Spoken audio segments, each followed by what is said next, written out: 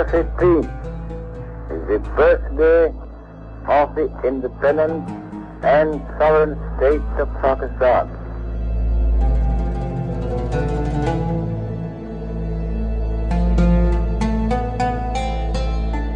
It marks the fulfillment of the destiny of the Muslim nation. Our object should be peace within and peace without.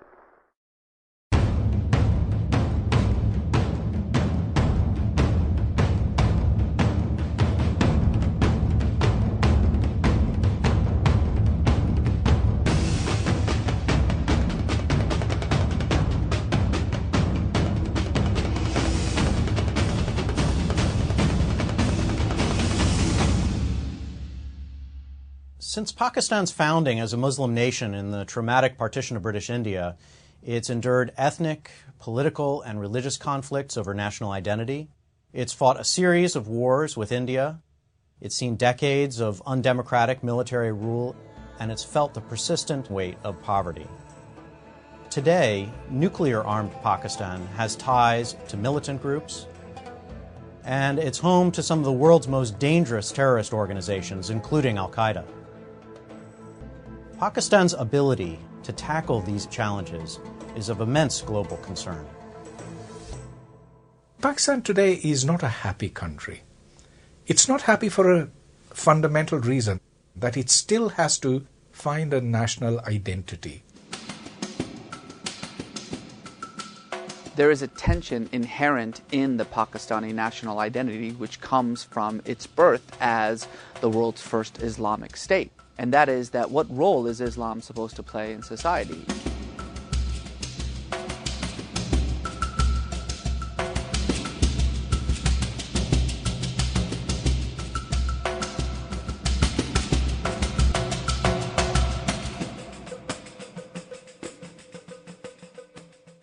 Pakistan was born in a period and immediately went into a conflict with a much larger sibling, India.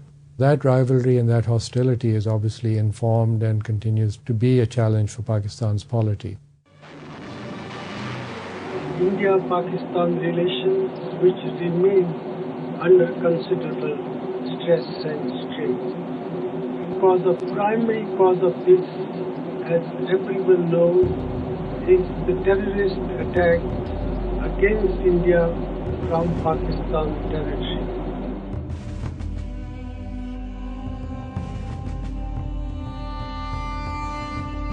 For many years, the Pakistan military and intelligence services have deliberately cultivated jihadi groups.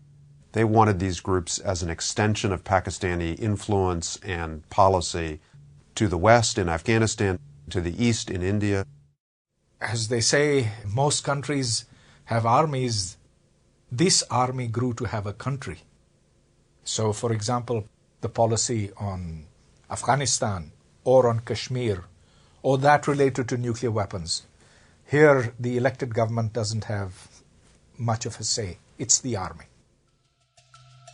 Pakistan has had a very robust history of being an authoritarian state. Each time that the military has gone in, it has expanded its inroads into Pakistan's civil society. It has hollowed out Pakistan's civil institutions, and it has actually diminished the power of civil society to resist the military. Many Pakistanis have tended to see the problem of terrorism in their own country as a problem that was inspired by the United States. They say America was at fault because during the 1980s it teamed up with Pakistan in support of Afghan militants in their war against the Soviet Union.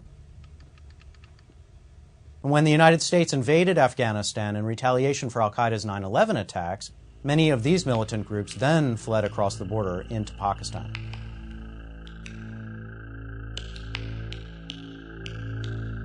It is time for the world to take notice. We are not the cause of the problem of terrorism. We are its victims.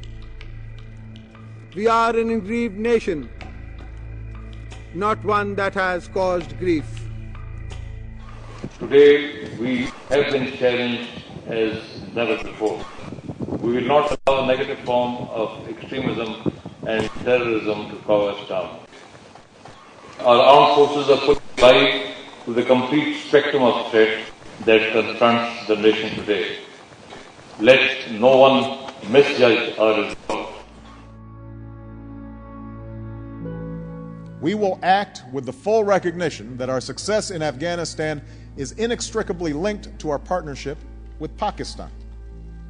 If we do not make our two countries and the region secure from the threats of terrorism and radicalism, it will travel further afield into the rest of the world as it did.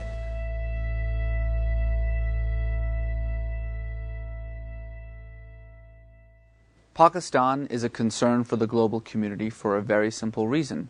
It has nuclear weapons. And those nuclear weapons are in the hands of a nation that has never been all that stable. My single greatest fear about Pakistan is if the government collapses, you could easily imagine that control over Pakistan's nuclear arsenal could slip.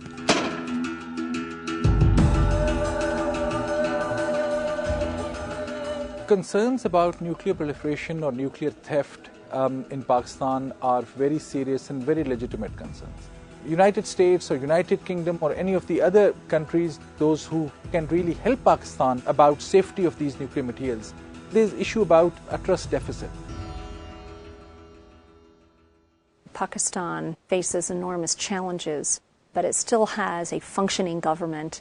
It still has a very vibrant civil society, and it still has the semblance of a national identity that holds it together. There is a political evolution going on in Pakistan which is actually helping keep the country together. I think a lot of Pakistanis want a different kind of Pakistan.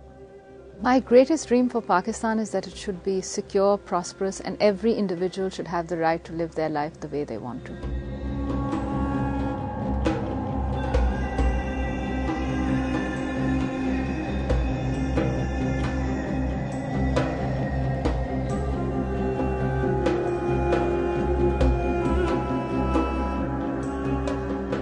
Pakistan's stability is in the world's interest.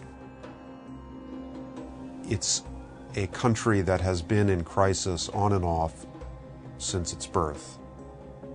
Those crises, because of the sheer dimensions of Pakistan, its large population, its large and growing military, eventually its acquisition of nuclear weapons, as Pakistan has developed, the sources of its instability have acquired global dimension.